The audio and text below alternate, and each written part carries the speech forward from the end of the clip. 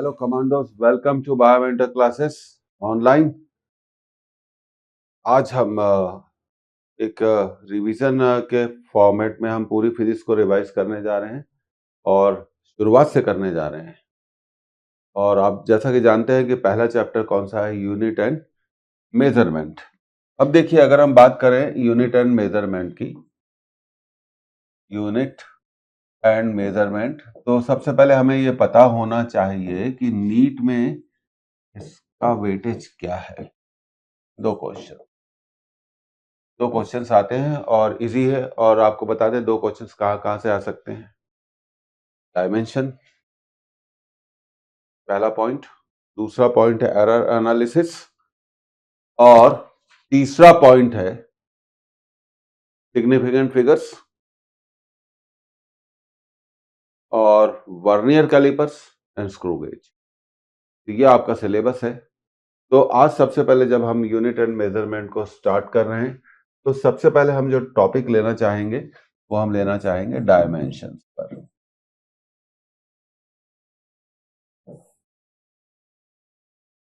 Application of dimensions, तो मैं कहना चाहता हूँ एप्लीकेशंस ऑफ डायमेंशंस। तो देरी नहीं करते हैं, शुरू करते हैं।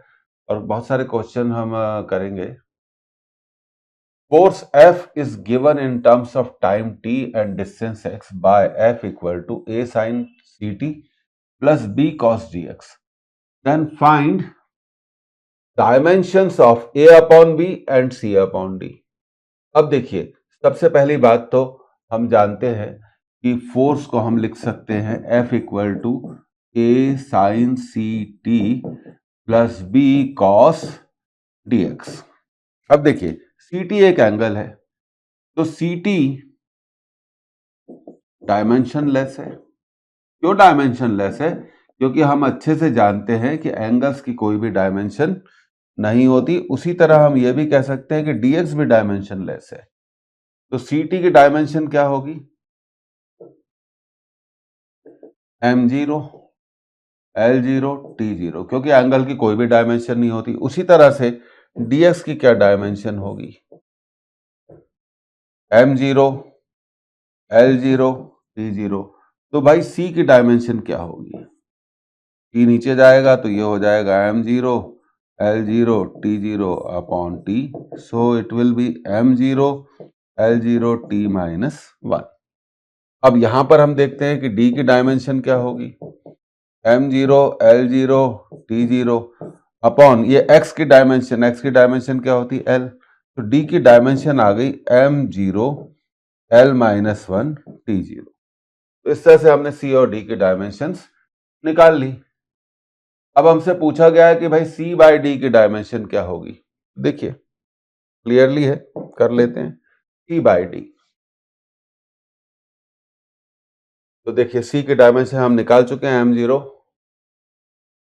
L0 T minus 1। d की डायमेंशन हम निकाल चुके हैं, m0 L माइनस 1 T0।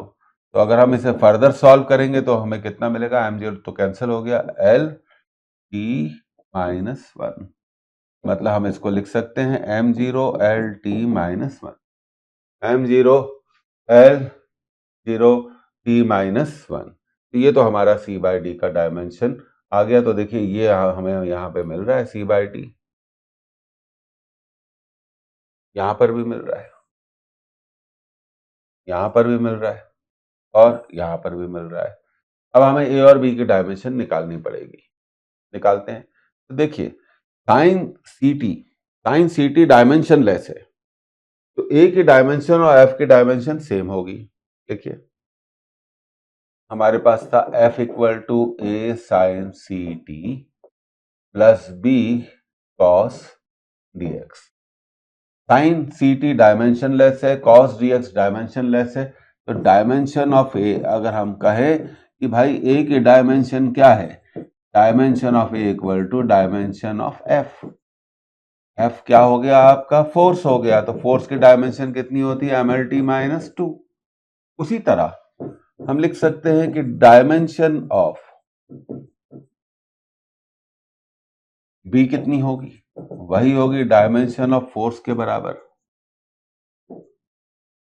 तो हमें पता चलता है कि ए और बी की डायमेंशन सेम है, तो dimension of A upon B क्या होगी। अब सवाल उठता है भाई dimension of A upon B क्या होगी, तो भाई क्लियर है MLT-2 और ये हो गया MLT-2 कैंसिल हो गया, तो ये हो गया M0 L0 T0, ये आपका आंसर आ गया M0। इस तरह से हमने A बाई बी और C बाई डी दोनों के डायमेंशंस को क्या कर लिया, कैलकुलेट कर लिया। तो अब आंसर पे जाते हैं, देखते हैं कि कौन सा आंसर है। देखिए M0 L0 T0 A is the correct option, तो करेक्ट आंसर है हमारा ए। इस तरह के क्वेश्चंस, तो देखिए यहां पर अब हमारा मेन मुद्दा क्या है, एक प्रैक्टिस। हम पूरे यूनिट्स एंड मेजरमेंट को रिवाइज करने जा रहे हैं, कॉम्प्रिहेंसिव प्रैक्टिस। अब अगले क्वेश्चन की तरफ बढ़ते हैं, तो देखिए if alpha equal to F upon B square equal into sine beta T, where V क्या है, वेलोसिटी, एफ ऑब्वियसली फोर्स है, टी क्या है, टाइम है, then find the dimensions of alpha and beta. तो सबसे पहले देखिए कि बीटा टी एक एंगल है, तो बीटा टी की डायमेंशंस क्या होंगी, एंगल की कोई भी डायमेंशन नहीं होती, तो बीटा की डायमेंशन क्या होगी, M0 L0 T0 upon dimension of T, so you will get it, आपको मिलेगा M0 L0 T-1। तो ये तो भाई हमने बीटा की डायमेंशन निकाल ली। अब हमसे पूछा गया अल्फा की डायमेंशन क्या होती है, तो देखिए आपको ये दिया गया है alpha equal to F by V square sine beta T. अब ये साइन बीटा टी की तो ये क्या है, डायमेंशन लेस है क्योंकि एक रेशियो है। तो डायमेंशन ऑफ अल्फा कैसे निकाली जाए, तो डायमेंशन ऑफ अल्फा को हम लिख सकते हैं dimension of F upon V square. तो अब देखिए इसको थोड़ा सॉल्व करेंगे, एफ अपॉन वी स्क्वायर को सॉल्व करना पड़ेगा हमें, एफ फोर्स है, MLT-2, we square we velocity है, LT-1 का स्क्वायर, क्योंकि वेलोसिटी की डायमेंशन LT-1 होती है। अब ये हम इसको फर्दर सॉल्व करते हैं, MLT-2 और ये हो गया L स्क्वायर T-2, ठीक है। तो अब इसको आगे सॉल्व करने पे क्या मिलेगा, M L स्क्वायर ऊपर जाएगा, L-1 T कट जाएगा, तो ML-1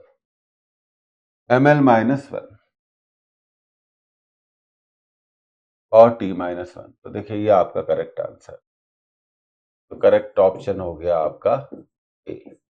तो हमेशा आप देखिए पिछले दो क्वेश्चन में हमने एक चीज पे बहुत ध्यान दिया है कि एंगल्स की कोई भी डायमेंशन नहीं होती।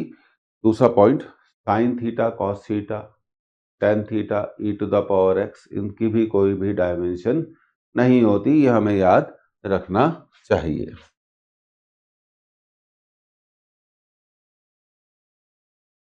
तो यहाँ ये पॉइंट बिल्कुल क्लियर होता है।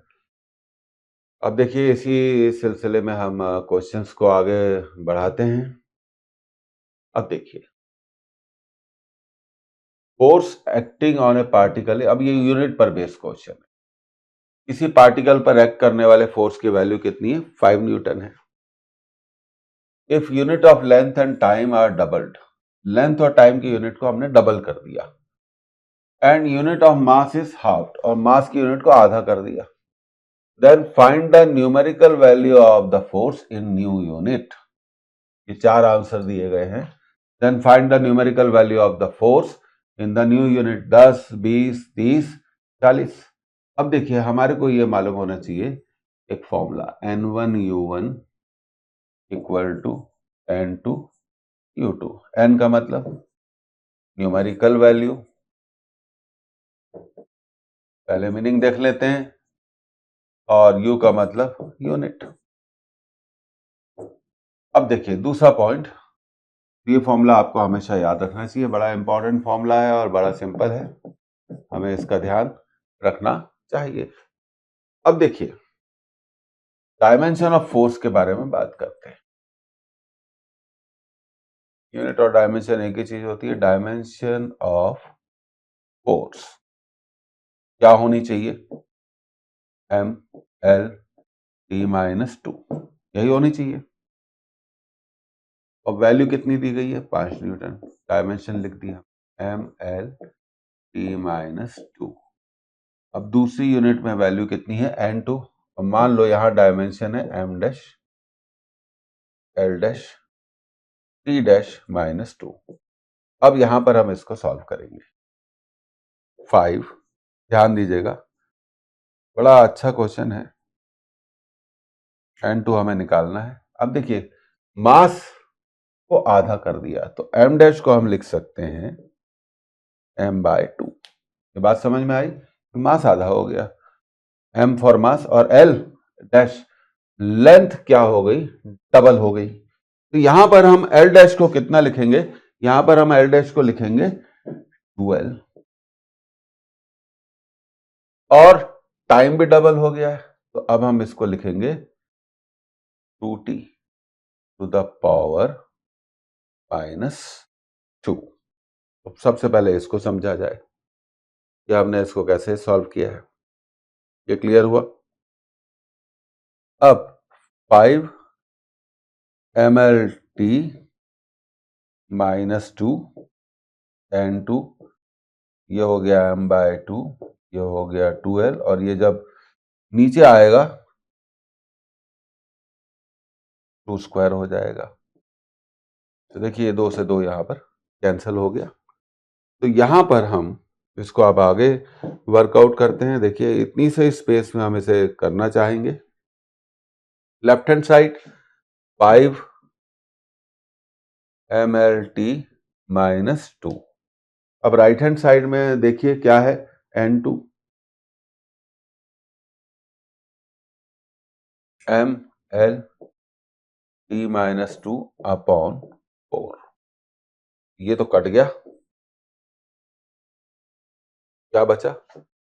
5 इक्वल टू N2/4। तो N2 विल बिकम 5 इंटू 4, कितना आया? 20। इस तरह के क्वेश्चन इंपॉर्टेंट होते हैं, ये मैं बताना चाहता हूं। तो आप ध्यान रखिए फॉर्मूला कौन सा यूज करेंगे।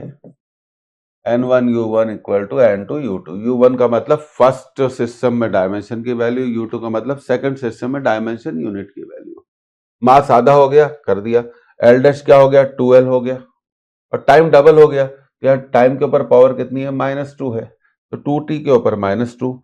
अब देखिए 2t के ऊपर अगर पावर है -2, तो ये हम लिख सकते हैं t to the power -2 into 2 to the power -2। अब ये नीचे जाएगा तो क्या हो जाएगा? 2 स्क्वायर हो जाएगा। तो अब समझ में आ गया होगा आपको ये कैसे आया होगा। तो इस क्वेश्चन का जो करेक्ट आंसर है वो दूसरा आंसर हमारा इसका सही है। यूनिट्स एंड डायमेंशन में जितने भी एक्सपेक्टेड क्वेश्चंस हैं हम 1 बाय 1 सॉल्व करेंगे।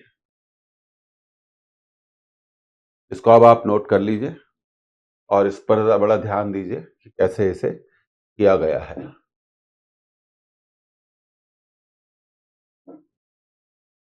अब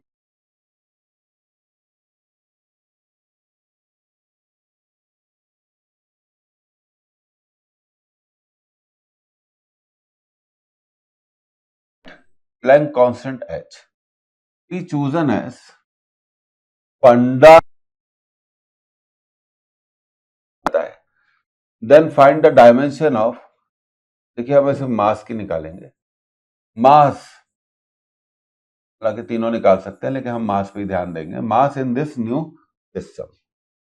अब देखिए ऐसे सवालों को सॉल्व करने के लिए सबसे पहले तो टी की डायमेंशन लिख लो आप। टी वेलोसिटी है, m0 L/T-1। फिर ग्रेविटेशनल कांस्टेंट की डायमेंशन भी हमें मालूम होनी चाहिए।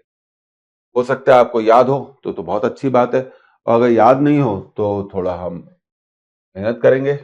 और मेहनत क्या करनी है बताते हैं आपको।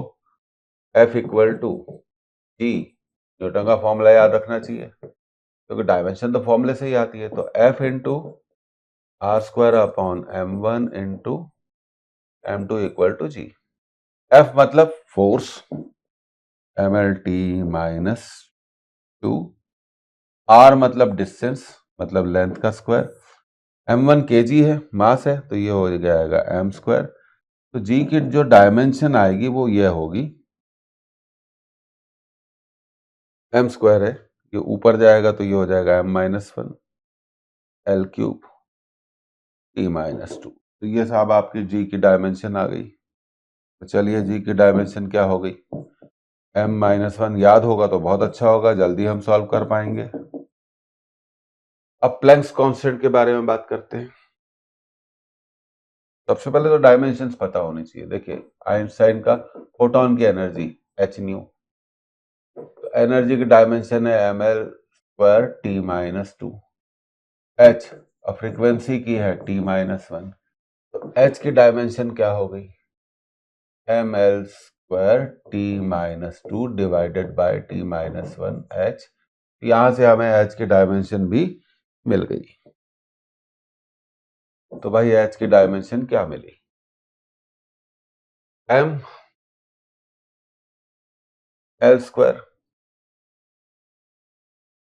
T-1। तो अब ये देखिए हमारे पास तीनों डायमेंशन आ गई, velocity of light, gravitational constant and Planck constant.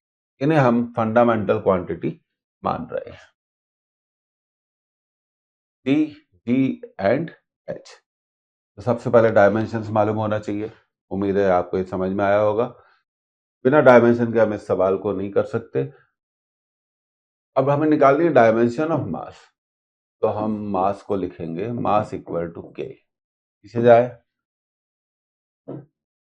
Velocity of light x, पीछे जाए gravitational constant G, G to the power y ले लीजिए, फिर प्लैंक कांस्टेंट पावर जेड। अगर हम मास को ऐसे लिख सकते हैं, सीधी बात है, ऐसे सवालों में आपको क्या निकालना पड़ेगा, एक्स वाई और जेड की वैल्यू को क्या करना पड़ेगा, कैलकुलेट करना पड़ेगा। शुरू करते हैं। मास की dimension M, L0 T0, constant के की कोई डायमेंशन नहीं होती, लाइट की वेलोसिटी की LT-1 to the power X, G की डायमेंशन हमने अभी निकाली M-1 L³ T-2, M-1 L³ T-2, और यहां हमने इसकी पावर कितनी मानी है, y। अब h की dimension that is called Planck's constant, ml² T-1 ml² T-1 to the power z। तो देखिए ये आ गया। अब सबसे पहले लेफ्ट हैंड साइड में और राइट हैंड साइड में पावर को एडजस्ट करेंगे। किसको एडजस्ट करेंगे, पावर्स को एडजस्ट करेंगे। तो देखिए कैसे किया जाता है। मास की पावर यहां ध्यान दीजिए, -1 to the power y, -y, m की power z, -y plus z। अब l की पावर देखिए, यहां l दिख रहा है आपको, l की पावर कितनी है x, और यहां l की पावर कितनी है 3y, और यहां l की पावर है 2z। अब बात करते हैं t की, t की पावर -x, t की पावर -2y, t की पावर -z। ये देखिए, उसके बाद कंसेप्ट क्या है, equating the powers, equating the powers of m, l and t on both sides. दोनों पक्षों में, दोनों साइड्स में हम m, l और t की पावर को बराबर करने जा रहे हैं। तो देखिए यहां पर m की पावर कितनी है, -y प्लस जेड, तो -y प्लस जेड को हम लिख सकते हैं 1। ये हमारा पहला इक्वेशन आ गया। उसके बाद l की पावर है x plus 3y plus 2z, और यहां पावर कितनी है 0, ये दूसरा इक्वेशन आ गया। फिर t की पावर देखते हैं हम, -x -2y minus z equal to 0। अब हमें अगर एक्स वाई और जेड निकालना है तो हमें सबसे पहले क्या करना होगा, इन तीनों इक्वेशन को सॉल्व करना होगा। अब देखिए सॉल्व करने का तरीका बहुत इजी है। यहां से हम क्या करेंगे, जेड को लिख लेंगे 1 प्लस वाई। जेड को क्या लिख लेंगे, 1 प्लस वाई। ये बात समझ में आती है। अब यहां पर हम जेड की वैल्यू, दूसरे इक्वेशन में जेड की वैल्यू रखेंगे। देखिए रख देते हैं, एक्स प्लस 3y 2z मतलब 2 प्लस 2y इक्वल टू 0। तो x plus 5y equal to -2। X plus 5y equal to -2। उसी तरह हम इसमें भी z की वैल्यू रखेंगे, -x माइनस 2y। बाहर माइनस साइन है, ध्यान दीजिए। z की वैल्यू कितनी होगी, 1 प्लस वाई। तो यहां लिख दिया हमने 1 प्लस वाई इक्वल टू 0। अब ये हो गया देखिए -x, और इसको फर्दर सॉल्व करा, -3y माइनस 1 इक्वल टू 1। तो हम इसे ऐसे कह सकते हैं -x plus 3y -x minus 3y equal to 1। अब क्या करना है, आगे का प्रोसेस बहुत सिंपल है अगर आप इसको ध्यान दें। अब हमें इन दोनों इक्वेशंस को सॉल्व करना है। इन दोनों इक्वेशंस को सॉल्व करके हमें x और y की वैल्यू निकालनी है। तो सॉल्व करने का आसान तरीका यह है कि हम इन दोनों इक्वेशंस को ऐड कर देंगे। अगर हम इन दोनों इक्वेशन को जोड़ देंगे तो x कट जाएगा और y आ जाएगा। ठीक है, तो कोई गलती नहीं होनी चाहिए। तो देखिए x plus 5y equal to -2 और -x minus 3y equal to 1, -x minus 3y equal to, पीछे जाते हैं, एक भी गलती नहीं होनी चाहिए, इक्वल टू 1। ऐड कर दिया, ऐड करने में कट जाएगा तो ये हो जाएगा 2y equal to -1, y equal to -1/2। तो देखिए y आ गया। अब x निकालना है, तो x plus 5y equal to -2, यहाँ y की वैल्यू -1/2 रख दें। ये हो जाएगा -5/2 equal to -2। x equal to 5/2 -2, 2.5 में से 2 गया तो आधा बचेगा। ये आपका x आ गया।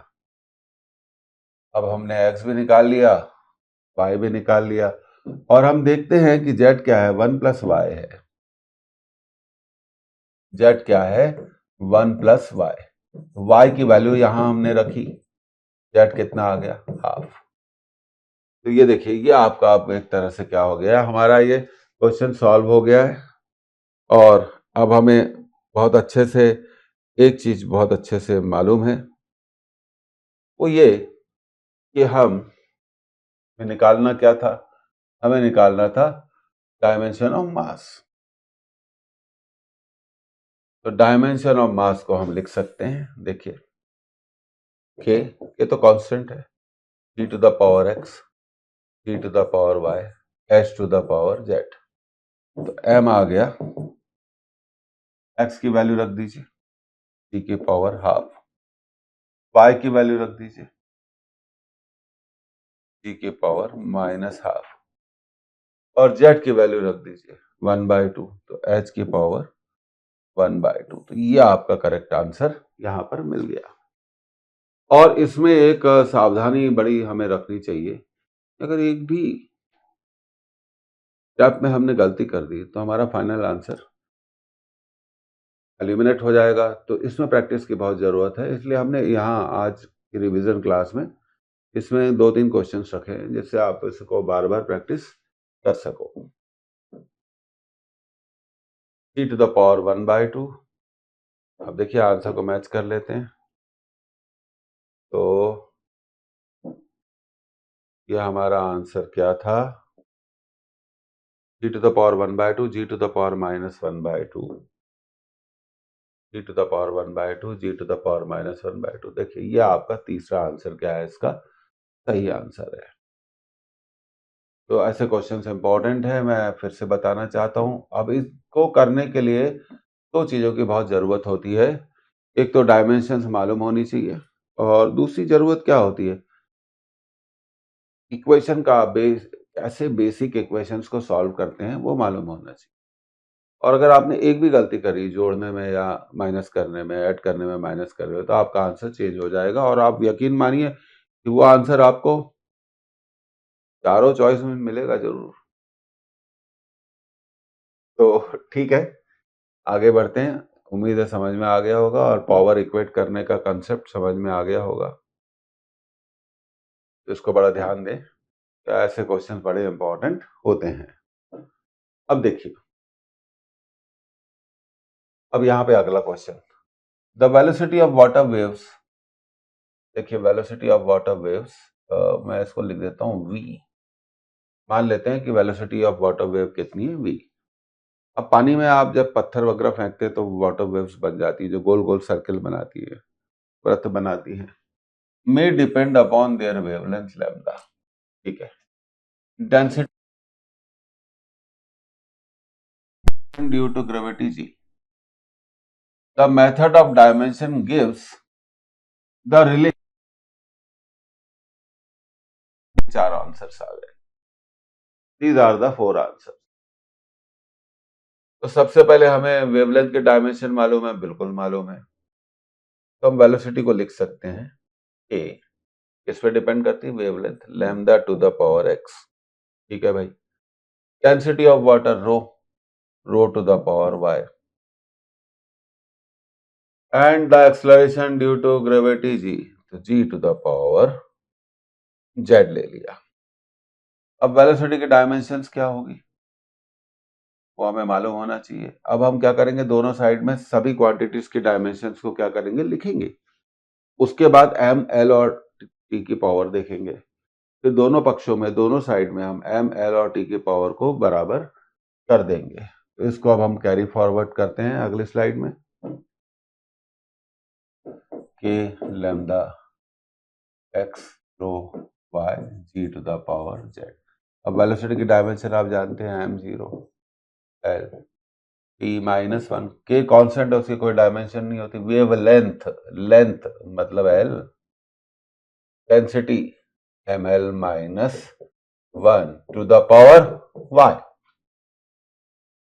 Acceleration L T minus two to the power Z.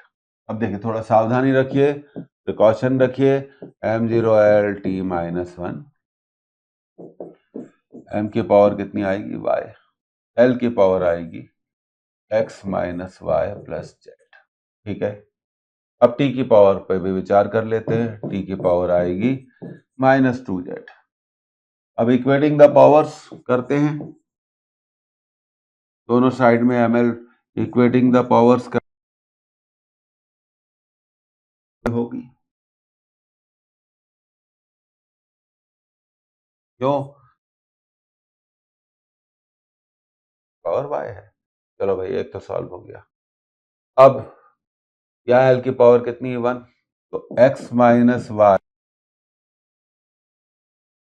Zero है, तो मैं इसको लिख दूंगा एक्स प्लस जेड। अब minus two z equal to minus one z. अब देखिए,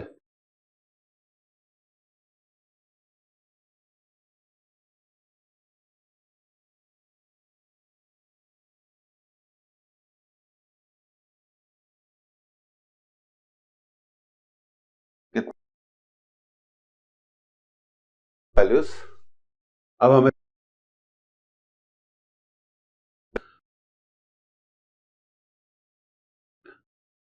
तो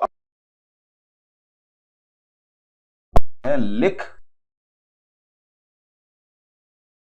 ठीक है,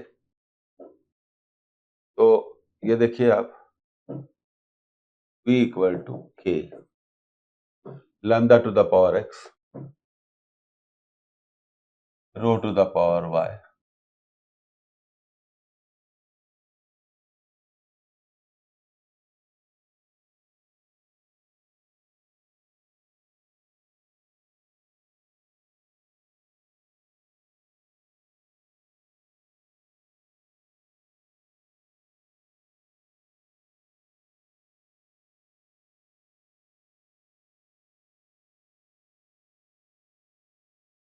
we square equal to K square lambda G. अब देखिए के क्या है, एक इंपॉर्टेंट बात, के क्या है, एक कांस्टेंट है, तो के का स्क्वायर भी क्या होगा, वो भी कांस्टेंट होगा। तो हम इसको ऐसे लिख सकते हैं v square is equal to K square को फिर कैसे रिप्लेस किया करते हैं ऐसा, lambda G, v square equal to K lambda G. तो अब देख लेते हैं आंसर कहां मिलता है।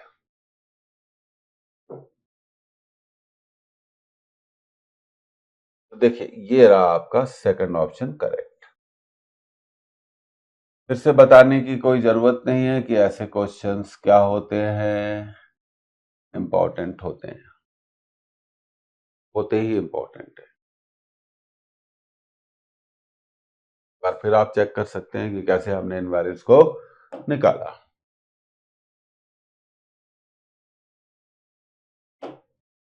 अब देखिए अगला क्वेश्चन, इस तरह के क्वेश्चन हमने रिवीजन में ज्यादा रखे हैं क्योंकि हम देख रहे हैं कि पिछले कुछ सालों में इस तरह के क्वेश्चंस के आने की जो फ्रीक्वेंसी है, रिपीटेशन फ्रीक्वेंसी है, वो बढ़ गई है।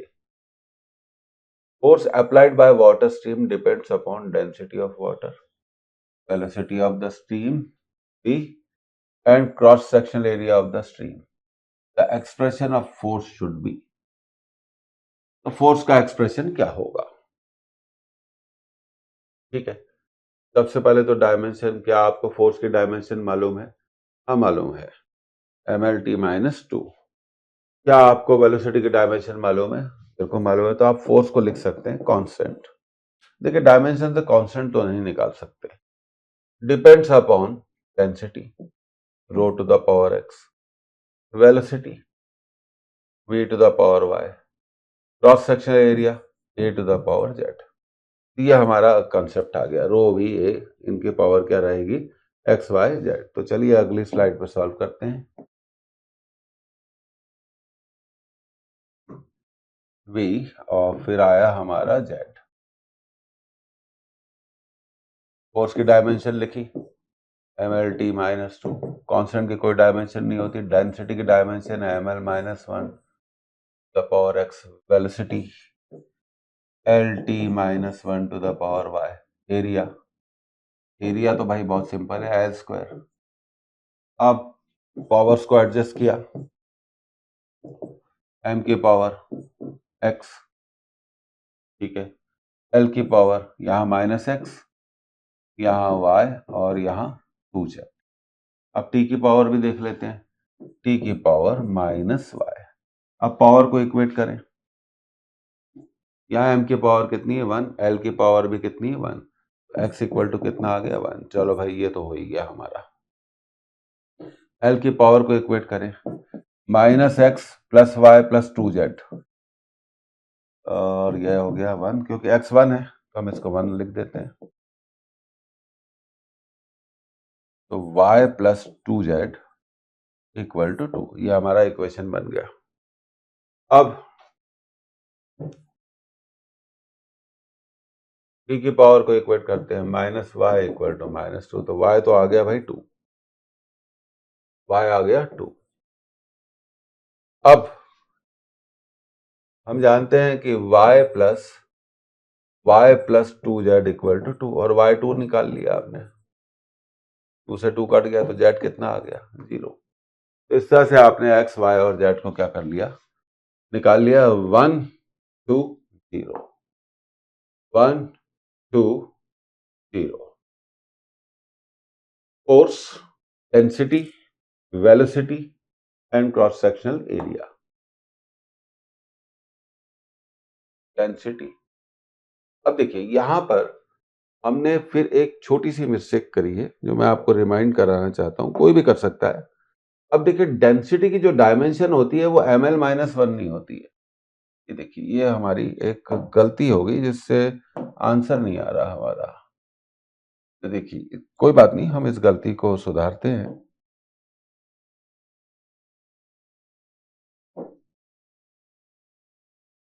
ये देखिए ये गलती थी, बस बाकी तो हमारा सब सही था। तो एम की पावर भी सही थी, तो ये आ जाएगा हमारा, देखिए गलती वाला पॉइंट मैंने कलर कर दिया, minus 3x plus y plus 2z। तो ये यहां पर आएगा माइनस 3x और x की वैल्यू 1 रखने पर ये हमें मिलेगा -3। y plus 2z equal to, ये 2 की जगह कितना आना चाहिए, 3 आना चाहिए। तो I want to tell you that आप उसको सुधार ले। और y को हमने यहाँ पे, अब देखिए यहाँ पे भी थोड़ी गलती हो गई है, उसको भी हमें सुधारना पड़ेगा।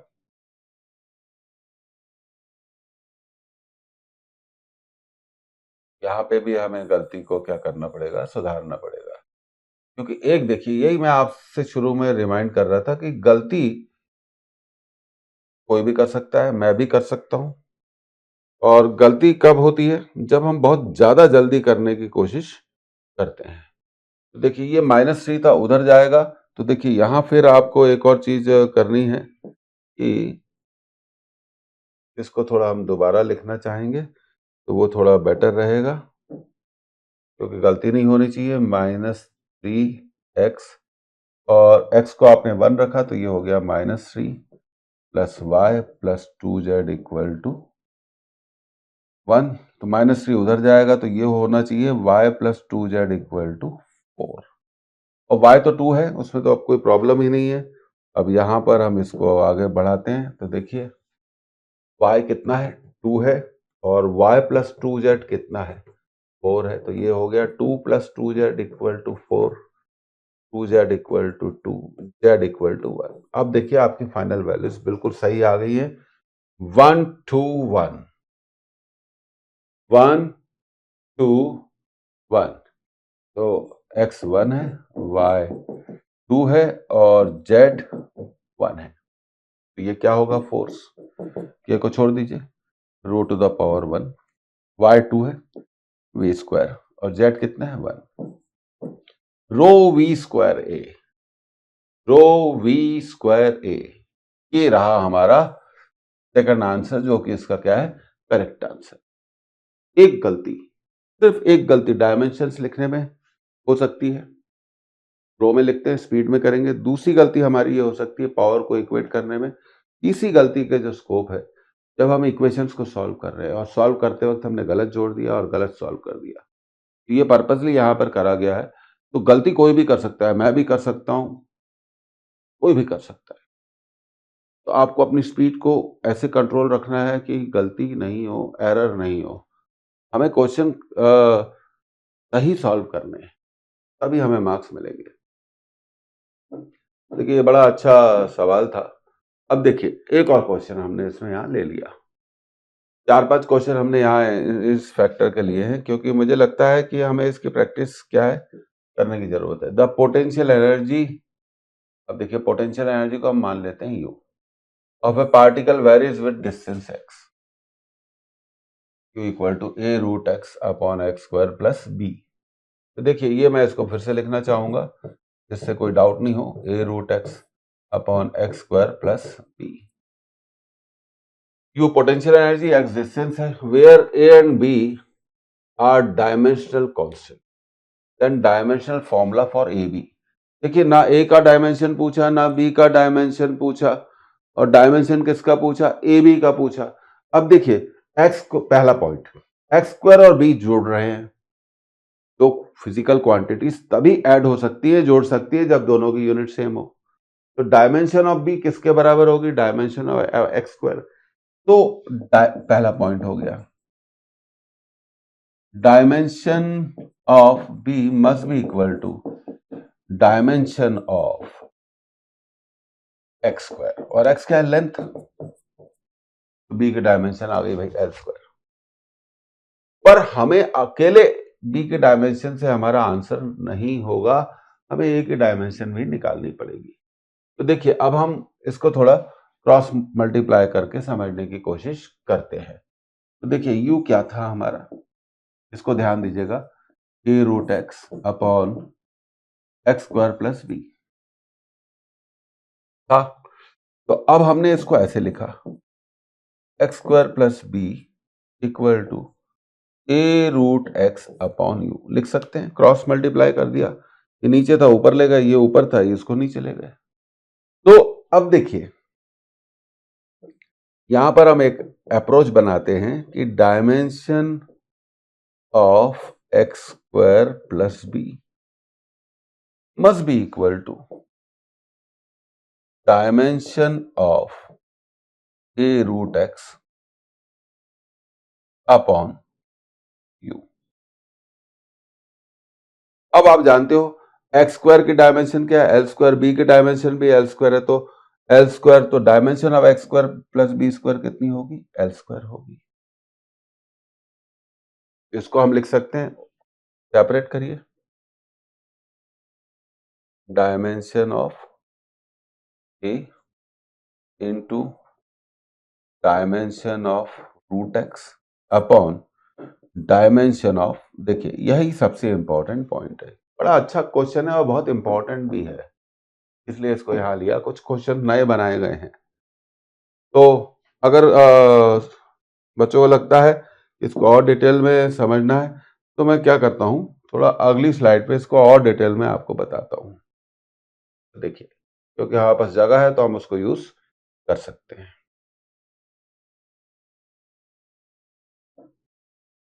तो देखिए, पहली चीज हमने एक्स स्क्वायर प्लस बी को क्या लिखा था, ए रूट एक्स अपॉन यू। तो चलो अब हम इसको थोड़ा दूसरे तरीके से करते हैं और सिंप्लीफाई करते हैं। यू को इधर ले आए, एक्स स्क्वायर प्लस बी ए रूट एक्स, तो ए क्या है,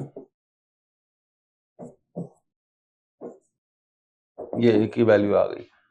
अब यहां से डायरेक्ट आप इसको अप्रोच करो, डायमेंशन ऑफ ए, ध्यान देना, तो देखिए ये इनटू है ए, तो यू की डायमेंशन, यू एनर्जी है, और आप अच्छे से जानते हो एनर्जी की डायमेंशन क्या होती है, ml square T minus two into, ध्यान दीजिए, into X square plus B की dimension, X square plus B मतलब एल स्क्वायर, मतलब L square upon root X मतलब एल की पावर 1/, तो डायमेंशन ऑफ ए क्या आएगी, एम, ये दो और दो जुड़ गए, चार हो गए, टी माइनस टू, तो डायमेंशन ऑफ ए आएगी, अच्छा नीचे क्या है 1/2, तो ये हो जाएगी एम एल के पावर 4 में से 1/2 गया, टी माइनस टू, तो डायमेंशन ऑफ ए कितनी आएगी, एम, 4 में से आधा गया 3.5, 7/2 टी माइनस टू, ये आपकी डायमेंशन ऑफ ए आ गई। पर ना आपसे ए की डायमेंशन पूछी है, ना आपसे बी की डायमेंशन पूछी है, ना ए की पूछी है ना बी की पूछी है, किसकी पूछी है, ए इंटू बी की। तो अब देखिए वो तो बड़ा बढ़िया हो गया, dimension of A into B, dimension of A B, A की तो हम जानते हैं, अभी हमने निकाल ली, M L to the power 7/2 T minus two, B की डायमेंशन हम पहले निकाल चुके हैं एल स्क्वायर, अब 7/2 प्लस 2 जुड़ जाएगा, प्लस 2 है ये, माइनस 2, ये हो जाएगा एम एल की पावर 11/2 टी की पावर -2, एम एल की पावर 11/2 टी की पावर -2। देखते हैं भाई कौन सा आंसर है, ये देखिए ये रहा आपका आंसर, बहुत इंपॉर्टेंट मोस्ट है। तो इसमें मेन स्टेप यही थी, एक्स स्क्वायर प्लस बी को लिखा A root x upon U, U को इधर ले गए, फिर एक्स को इधर ले आए, तो ए की डायमेंशन कैसे लिखेंगे, ए की डायमेंशन क्या है, dimension of U into dimension of x square plus b upon dimension of root x. तो ये बड़ा इंपॉर्टेंट था, ध्यान दीजिए, काफी नए क्वेश्चंस हमने इसमें क्या करें, इंक्लूड करें, और नए क्वेश्चन बनाने की कोशिश करी गई है पैटर्न पर।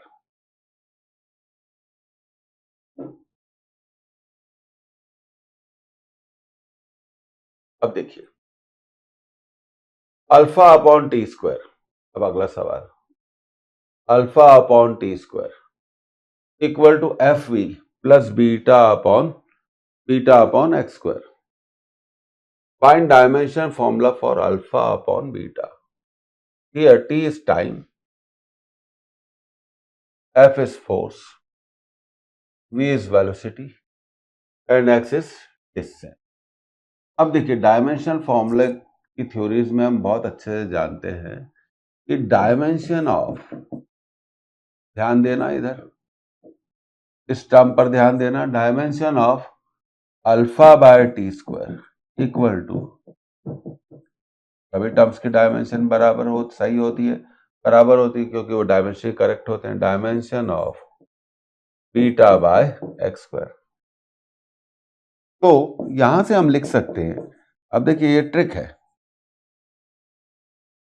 अल्फा अपॉन बीटा, बीटा इधर आ गया और टी स्क्वायर को उधर ले जाओ equal to dimension of T square by x square. तो भाई ठीक है, टी स्क्वायर मतलब टाइम का स्क्वायर, एक्स स्क्वायर मतलब लेंथ का स्क्वायर, ये हो जाएगा L माइनस 2 टी स्क्वायर,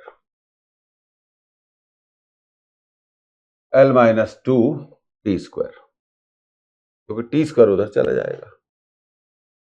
तो अब आप देखिए यहां पे हमें कोई भी आंसर नहीं मिल रहा, L की पावर कितनी होनी चाहिए, -2 है, और टी की पावर कितनी होनी चाहिए, स्क्वायर, जो कि नहीं है। इसका आंसर है none of these, none of these. तो इस तरह से हम इन सब चीजों को कर सकते हैं। उम्मीद है आपको ये क्वेश्चन पसंद आ रहे होंगे। थोड़े नए क्वेश्चंस बनाने की कोशिश की है। अब देखिए ये बड़ा बढ़िया क्वेश्चन है, इन ए न्यू सिस्टम से एबीजी सिस्टम, हम एक नया यूनिट का सिस्टम बनाने जा रहे हैं जिसको हम नाम देंगे एबीजी सिस्टम। क्या नाम देंगे, ABG system. The fundamental quantities length, mass and time are measured in alpha, beta, gamma. तो भाई यहां थोड़ा हम लिख लेते हैं कि लेंथ को हमने क्या बोला है, अल्फा, लेंथ को हमने क्या बोला है, अल्फा, और लेंथ उसके बाद बोला मास, तो मास को हमने क्या बोला है, बीटा,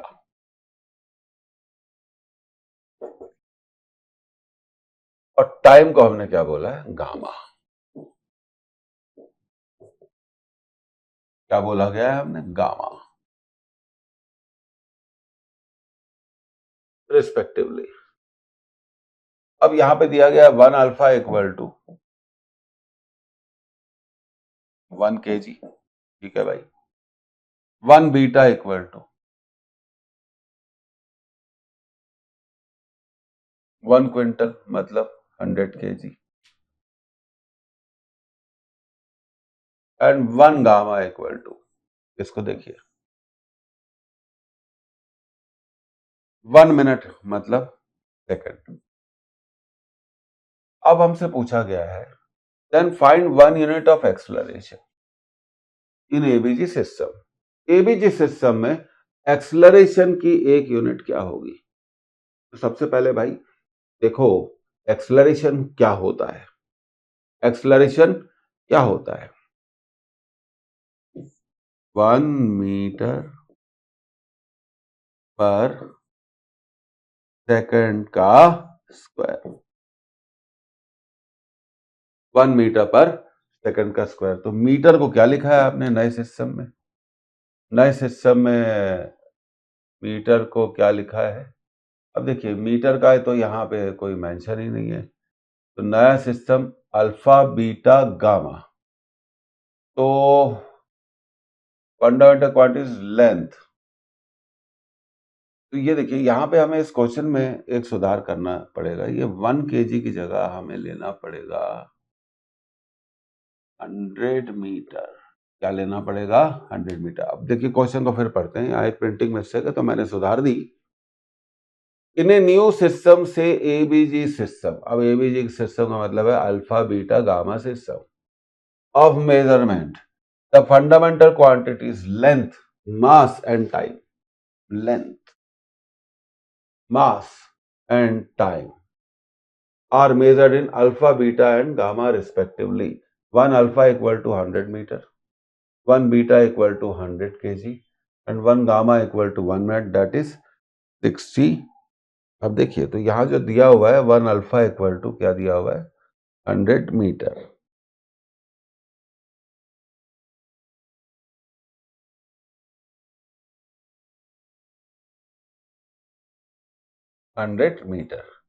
अब वो बोल रहे हैं acceleration then find 1 unit of acceleration in alpha beta gamma system. हम जानते हैं एक्सलरेशन क्या होता है मीटर पर सेकंड स्क्वायर होता है, तो हमने लिखा 1 मीटर पर सेकंड स्क्वायर। भाई मीटर को आप क्या लिखेंगे 1 मीटर को क्या लिखेंगे, इधर से देखिए 1 मीटर को क्या लिखेंगे 1/100 अल्फा।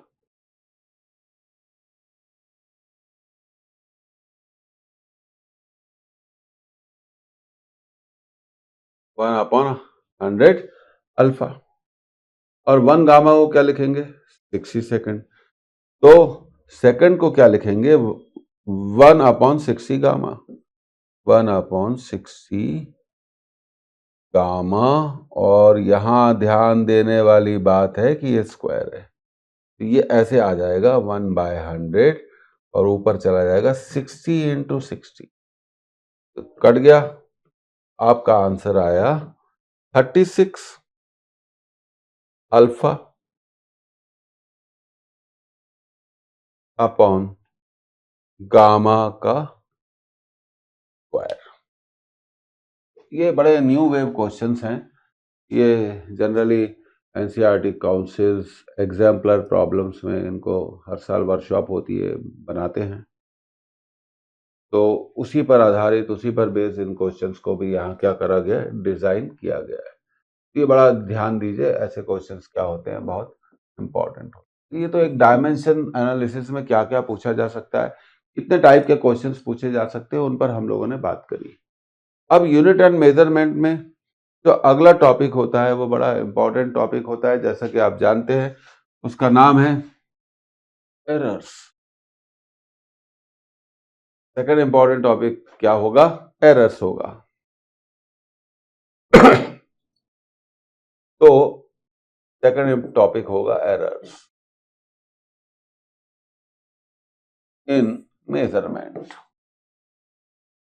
अब थोड़ा एरर्स पे भी हम लोग एरर्स का भी आइडिया लेंगे। एरर्स पर बेस कुछ इंपॉर्टेंट क्वेश्चंस को हम लोग बिल्कुल 100% वे में सॉल्व करने वाले हैं। लेकिन मैं फिर इससे पहले शुरू करें तो मैं आपसे एक बात बोलना चाहता हूं, मैं हूं चाहे आप हो, अगर हम दोनों में से या किसी ने भी अगर इसको थोड़ा ज्यादा जल्दी करने की कोशिश करी, स्पीड करने की कोशिश करी, तो क्या होगा परसेंटेज चांसेस बढ़ जाएंगे गलती होने।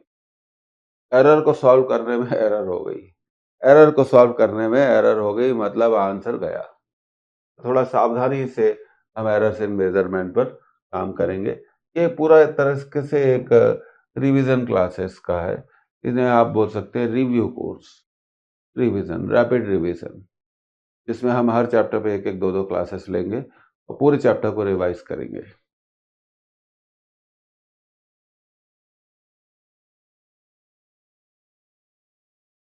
तो एरर्स पर थोड़ा हम क्वेश्चंस करना चाहते हैं, और डायमेंशंस पे भी हम क्वेश्चंस करना चाहते हैं। तो अब देखिए यहाँ पर हमारे पास कुछ डायमेंशन के और क्वेश्चंस इंपॉर्टेंट है। Considering force F, velocity v and energy E as fundamental quantities. अब देखिए यहाँ पे देखिए ये काट दीजिए, तो फंडामेंटल क्वांटिटीज कौन सी ली गई है फोर्स, वेलोसिटी और एनर्जी, ठीक है। अब इसमें हमें पूछा गया है कि भाई find the dimension of mass क्या होगी। तो मास को हम लिख सकते हैं के। अब देखिए मास को हम क्या लिख सकते हैं के, मान लिया मास कितना है एम, किस पर डिपेंड करता है फोर्स पर, तो फोर्स की पावर कितनी जाएगी एक्स।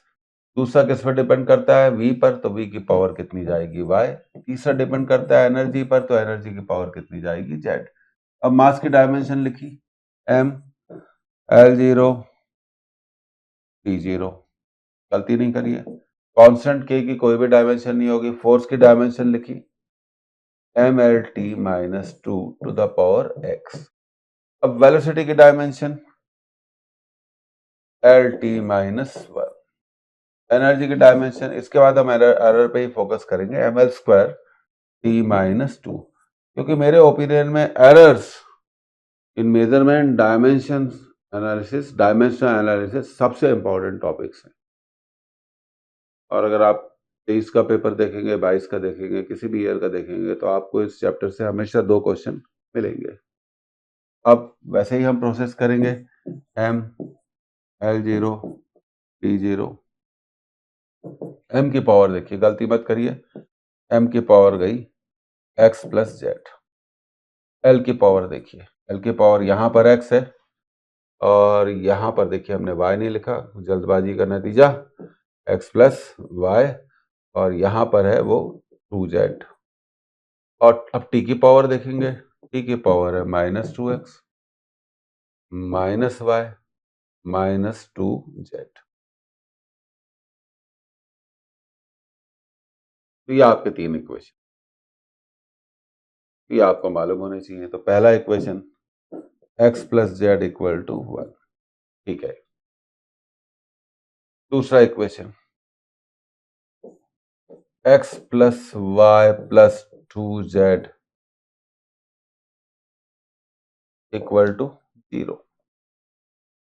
तीसरा equation minus 2x minus y minus 2z equal to 0, minus 1 से मल्टीप्लाई कर दो, 2x plus y plus 2z equal to 0। इस तरह से आपने 3 इक्वेशन बना लिए।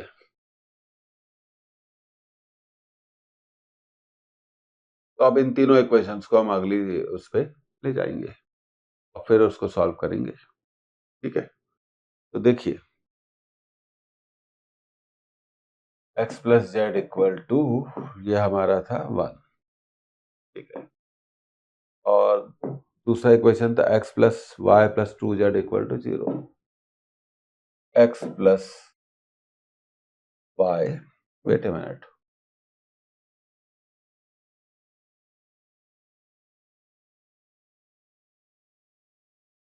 x plus y plus 2z equal to 0।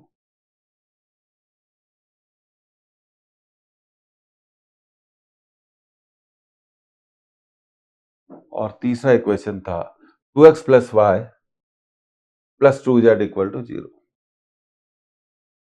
2x plus y plus 2z equal to.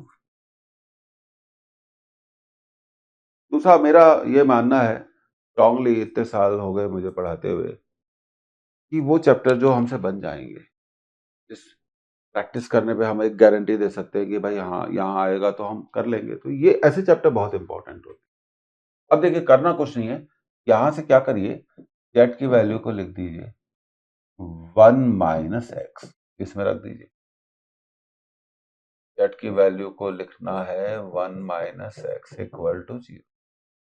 तो देखिए ये x माइनस 2x, तो ये हो गया minus x plus y plus 2 equal to minus 2, ये आपका एक इक्वेशन तैयार हो गया। अब यहां पर भी जेड की वैल्यू क्या रखनी है हमें, 1 माइनस एक्स, ये हो गया 2x प्लस वाई, और ये हो गया जेड की वैल्यू रखनी है 1 माइनस एक्स इक्वल टू 0, ये हो गया, फिर से कट गया, तो अब बचा y प्लस 2 इक्वल टू 0। देखिए कितनी आसानी से हो गया, y कितना आ गया माइनस 2।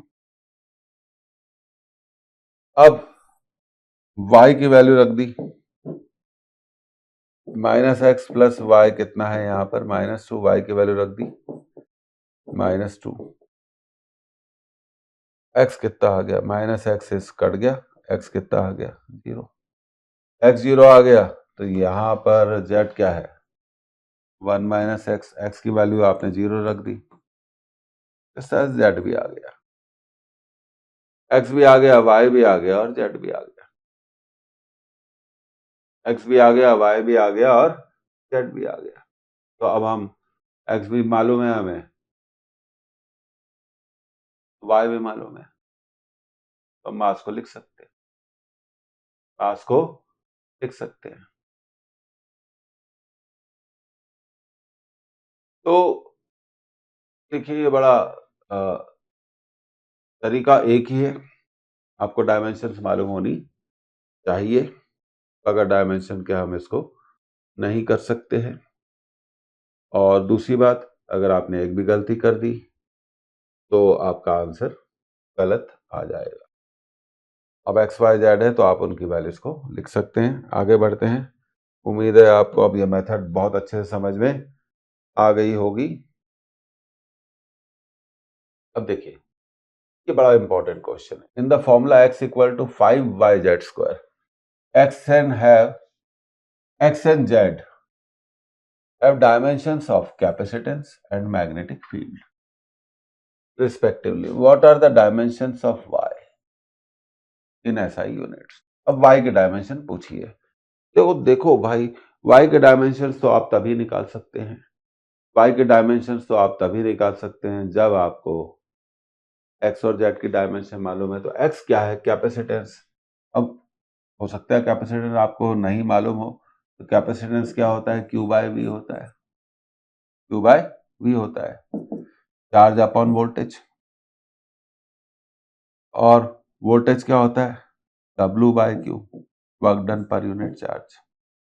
ये हो गया Q स्क्वायर बाय W। जरा तरीका सीखिए मैं क्या बोल रहा हूँ। चार्ज को लिख सकते हैं एम्पियर इनटू टाइम, वर्क को लिख सकते हैं ml स्क्वायर t माइनस 2। तो ये हो गया a square t square upon ml square t minus 2। ऊपर गया m minus 1 l minus 2 t की पावर 4, और ये हो गया a स्क्वायर। तो ये तो आपने निकाल ली साहब कैपेसिटेंस की डायमेंशन। क्योंकि आपसे पूछा है y, भाई सबसे पहले ये तो देखिए y होगा क्या। भाई y क्या होगा? यहां से अगर हम देखें तो y होगा x अपॉन 5z स्क्वायर। 5 तो का तो कांस्टेंट है, कोई डायमेंशन नहीं होती। यहां हमने कैपेसिटेंस की डायमेंशन निकाल ली। क्या याद करिए? Magnetic field. अब भाई मैग्नेटिक फील्ड की डायमेंशन कैसे निकालेंगे, ये भी बड़ा मुद्दा है। तो आपका एक मैग्नेटिज्म का फॉर्मूला है बिल साइन थीटा, अगर आपको याद हो तो। मैग्नेटिक फील्ड मैं हमेशा इसी से निकालना पसंद करता हूँ, F upon I L sine theta. F क्या है? Force, M L T minus 2। I क्या है? Current, A ampere. एल क्या है? Length, L. साइन थीटा एक रेशियो है, इसलिए उसकी कोई डायमेंशन नहीं है। तो मैग्नेटिक फील्ड की डायमेंशन क्या हो गई? एम टी माइनस 2 ए माइनस 1, एम टी माइनस 2 ए माइनस 1। ये कंसेप्ट हो गई। अब हमें निकालनी है किसकी डायमेंशन?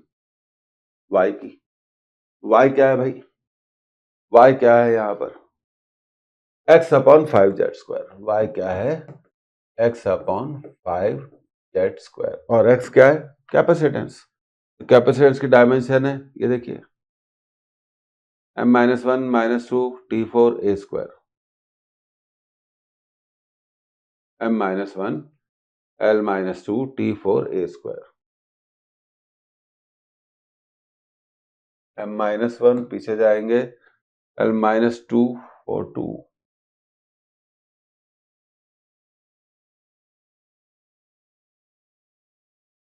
5 की तो कोई डायमेंशन नहीं होती, और मैग्नेटिक फील्ड की डायमेंशन को हमें स्क्वायर करना पड़ेगा। एम टी माइनस 2 ए माइनस 1 को हमें क्या करना पड़ेगा? स्क्वायर करना पड़ेगा।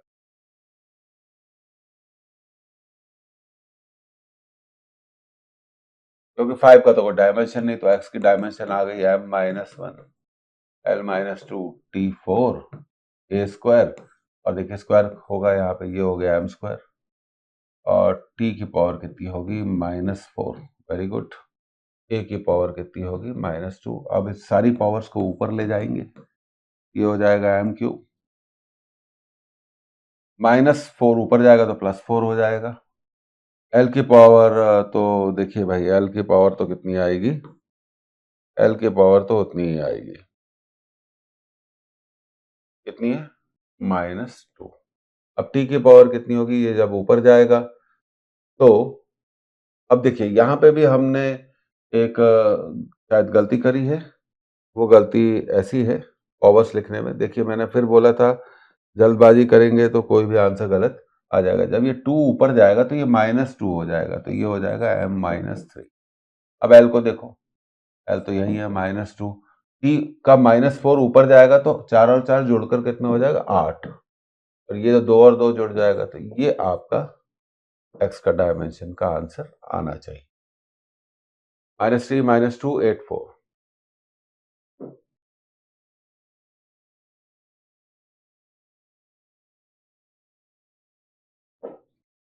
-3 -2 8 4। This is your correct answer. Undoubtedly, question important. हाँ, हम बात कर रहे थे एरर्स की। सेकंड यूनिट्स एंड मेजरमेंट में सेकंड टॉपिक जो बहुत ज्यादा इंपॉर्टेंट है वो है एरर एनालिसिस। इसको आप नोट कर लीजिए। तो अब देखिए, या तो आपको डायमेंशन याद हो या आपकी इतनी ज्यादा प्रैक्टिस हो कि आप डायमेंशन निकाल सकें। तो ये बड़ी जोरदार चीज होती है, बस यही चीज आपको आगे ले जाती है। थोड़ा लेवल ऑफ क्वेश्चंस अच्छा रखा गया है। पिछले 4 साल से देखा जाए तो पेपर सिंपल आ रहा है, पर कोई जरूरी नहीं है कि अगले साल भी ऐसे ही पेपर आए जैसा पिछले साल आया, तो वो कुछ भी पूछ सकते हैं। हमारी तैयारी भी कुछ भी पूछने लायक होनी चाहिए। तो अब हम बात कर रहे थे एरर एनालिसिस की, और एरर एनालिसिस में तो देखिए ये आपके सारे क्वेश्चंस हैं, बहुत सारे क्वेश्चंस हैं। इसमें हम सबसे पहले स्टार्ट करना चाहेंगे इस तरह के क्वेश्चन से, जो सीधे सीधे क्वेश्चंस क्या होते हैं, सॉल्व होते हैं। तो इससे पहले हम आपको ये बताना चाहेंगे कि एरर्स में जो पावर फॉर्मूला होता है, सबसे पहले हम बात करना चाहेंगे किसकी, पावर फॉर्मूले। कैसे बनाते हैं, मान लीजिए x equal to a square b cube c to the power 5 d to the power 3/। अगर हम x को लिखें a square b cube c की पावर -5 और डी की पावर -3/2, सबसे पहले हमने x को ऐसे एक्सप्रेस किया। तो अब हम लिख सकते हैं परसेंटेज एरर इन x। सबसे पहले पावर फॉर्मूले को थोड़ा सा रिवाइज करेंगे। परसेंटेज एरर इन x, अब a की पावर देखिए 2 into percentage error in A, B की पावर देखिए 3, पावर फॉर्मूला बोलते हैं 3 into percentage error in b, और डी सी की पावर देखिए, एरर हमेशा जुड़ती है, माइनस नहीं लेंगे, पावर को 5 भी माना जाएगा। 5 इंटू परसेंटेज एरर, परसेंटेज, इससे पहले हम स्टार्ट करें, ये हम देखना चाहते हैं इन सी। और यहाँ देखिए डी की पावर कितनी है, डी की पावर कितनी है -3/2, पर हमें क्या लेना पड़ेगा, प्लस लेना पड़ेगा 3/2 इंटू परसेंटेज एरर इन डी। तो सबसे पहले, इससे पहले हम क्वेश्चन शुरू करें, तो हमें एरर का जो पावर फॉर्मूला है, जिसमें सबसे ज्यादा पूछा गया है एग्जामिनेशन में, हमें वो अच्छे से मालूम होना चाहिए। तो इस तरह का कोई भी पावर फॉर्मूला आप क्या कर सकते हैं, आसानी से क्या कर सकते हैं, जनरेट कर सकते हैं।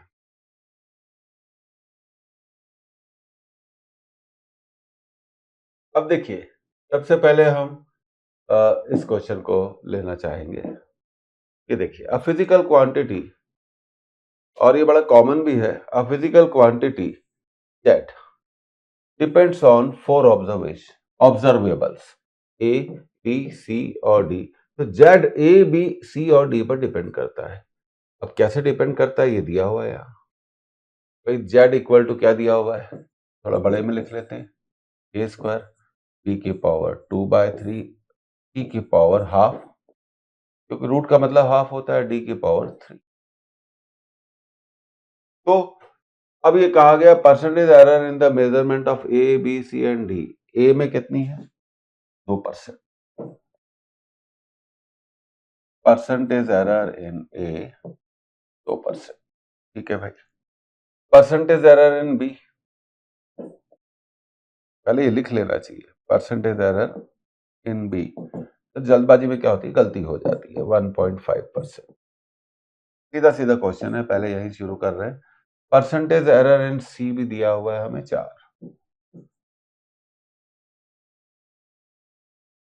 4%, और एक और चीज दी गई है परसेंटेज एरर इन डी 2.5%।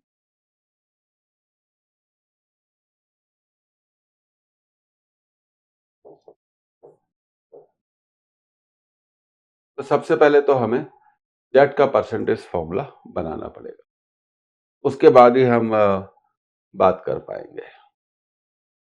ठीक है, तो percentage error in Z formula बनाते हैं। देखिए, percentage error in Z, A की पावर देखिए 2 into percentage error in A, B की पावर देखिए 2/3, 2/3 इंटू परसेंटेज एरर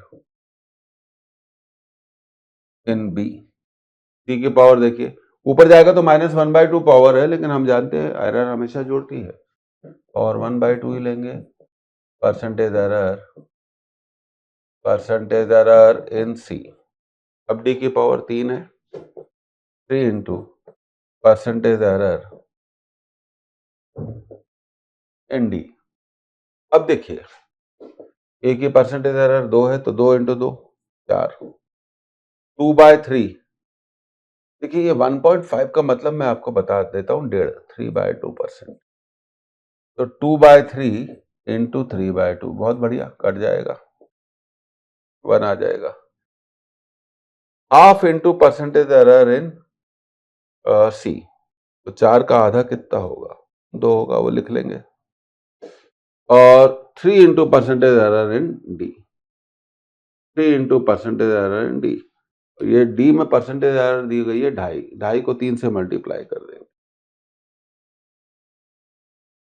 तो चलिए सॉल्व करते हैं। ये हो गया 4, ये हो गया 1, ये हो गया 2 और ये हो गया 7.5। 4 और 1 5, 5 और 2 7, 7 और 7.5 जुड़ गए, 7 और 7.5 जुड़ गए, तो ये हो गया हमारा 14.5%। इसका करेक्ट ऑप्शन कौन सा है, तीसरा है। इस तरह के क्वेश्चंस हमेशा बहुत इंपॉर्टेंट होते हैं, ये हमें हमेशा ध्यान रखना चाहिए। तो एरर का पावर फॉर्मूला सबसे इंपॉर्टेंट फॉर्मूला है, और भी बहुत सारी चीजें होती हैं एरर में, तो हम gradually with the help of questions उन थ्योरीज को क्या करेंगे, 1 बाय 1 सॉल्व करेंगे।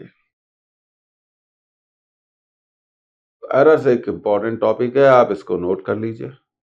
इस तरह के क्वेश्चंस पे आप बड़ा ध्यान दीजिए, बड़े इंपॉर्टेंट होते हैं।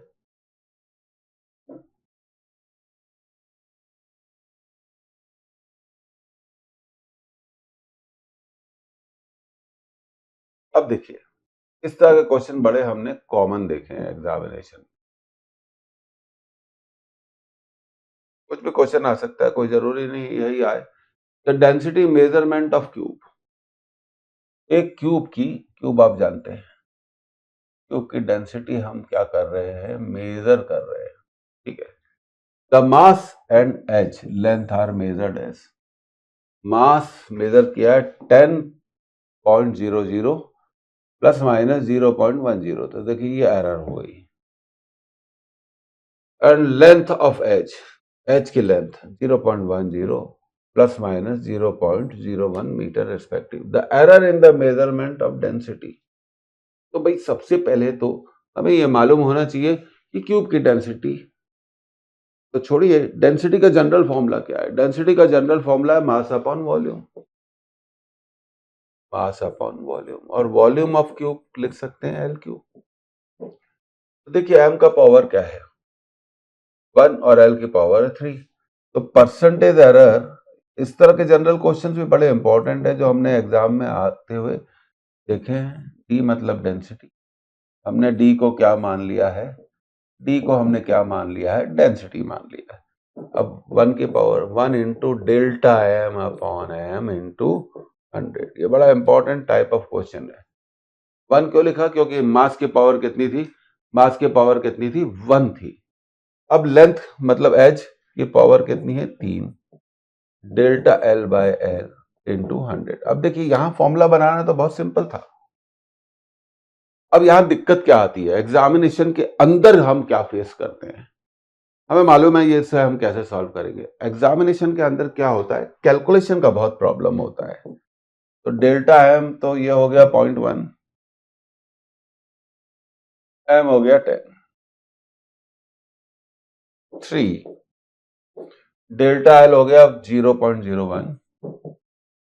ये मैं बताना चाहता हूं, ये आपका है डेल्टा एल और ये है आपका डेल्टा एल, ठीक है। अपॉन लेंथ, लेंथ कितनी है 0.1। अब देखिए ये कैलकुलेशन ही बहुत इंपॉर्टेंट होता है। इनटू मैं पूरे को बाहर से ही मल्टीप्लाई कर देता हूं, किससे,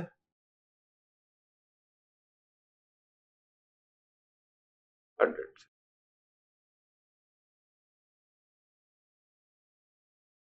100 से मल्टीप्लाई करूंगा तो मेरे को परसेंटेज एरर मिल जाएगा। अगर नहीं करूंगा, अब देखिए 0.1 अपॉन 100, अब इसको हमें सॉल्व करना है। देखिए ये बड़ा इंपॉर्टेंट टास्क है, मैं यहीं पे इतना सा ही रफ वर्क बना लेता हूं। 0.1 अपॉन 10, ये हो गया 1/100,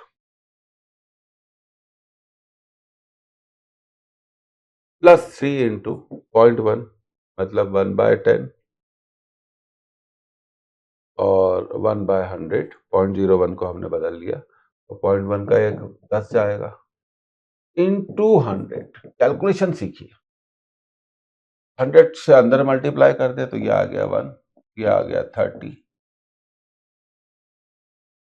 कितना आ गया 31%। अब हमें पूछा गया है, देखिए एक और चीज, the error in the measurement of density, error in the measurement of density पूछी गई है, परसेंटेज एरर नहीं पूछी गई है, पर हमने परसेंटेज में निकाल लिया। चलिए अब देखिए बात कैसी है, बड़ी इंपॉर्टेंट है। तो 31% है, उसको अगर हमें फ्रैक्शन में बदलना है तो हमें क्या करना पड़ेगा, 31/100, तो हमारा आंसर है 0.31। Fourth option is correct. तो अब देखिए एक और चीज हमने यहां पर सीख ली कि भाई एरर पूछी है कि परसेंटेज एरर पूछी है। जल्दबाजी में क्वेश्चन पढ़ते हुए ये देखिए हमें क्या पूछा कि एरर, यहाँ कहीं परसेंटेज है नहीं है, फिर भी हमने परसेंटेज कर लिया। कोई बात नहीं, वो भी ठीक था। देखिए ऐसा करने से क्या होगा, हमारा जो टाइम है वो हमारे हाथ से फिसलना शुरू हो जाएगा। प्रैक्टिस ही इस एग्जामिनेशन को पास करने का एक ही तरीका, प्रैक्टिस ही एक ही तरीका है। और एक और चीज है जो मैं आपसे बोलना चाहता हूं, खुद पर विश्वास होना, स्वयं पर विश्वास होना बहुत जरूरी है। कैसा विश्वास, हाँ हम करेंगे और हमें मालूम है हम इसे कर लेंगे। तो ये सब चीजें हैं। तो इस तरह से देखिए ये इंपॉर्टेंट सवाल है। तो एरर में हम और भी कुछ सवाल करेंगे। तो जनरली हमें हमने इस तरह के सवालों को करते हुए देखा है। अब जैसे देखिए कुछ एक चीजें जो मैं आपको बताना चाहता हूं। अब दो रेजिस्टेंस सीरीज में जुड़े हैं, दो रेजिस्टेंस किस में जुड़े हैं, सीरीज में।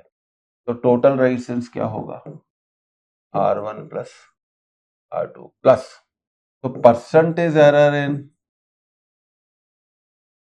R को हम लिख सकते हैं परसेंटेज एरर